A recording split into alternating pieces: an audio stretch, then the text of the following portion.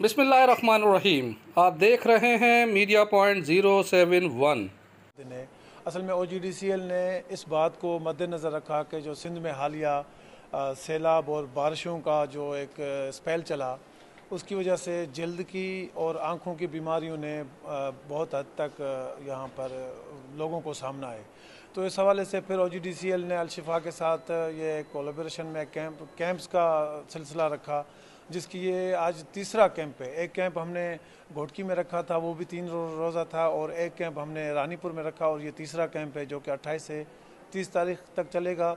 यहाँ पर हम कोशिश कर रहे हैं कि ज़्यादा से ज़्यादा मरीज़ यहाँ पे आएँ, चूँकि आज पहला। ये हमारा वाल साहब हैं।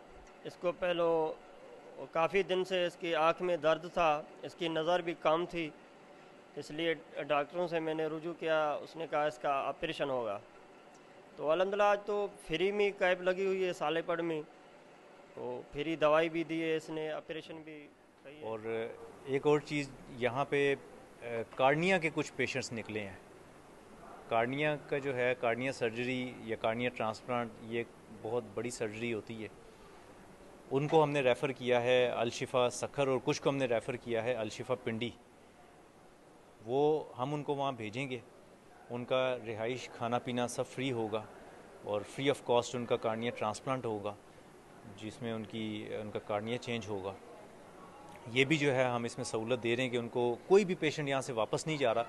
जो उनसे सेंसिटिव केसेस हैं उनको हम रेफ़र कर रहे हैं, बाकियों का यहाँ पे ट्रीटमेंट हो रहा है।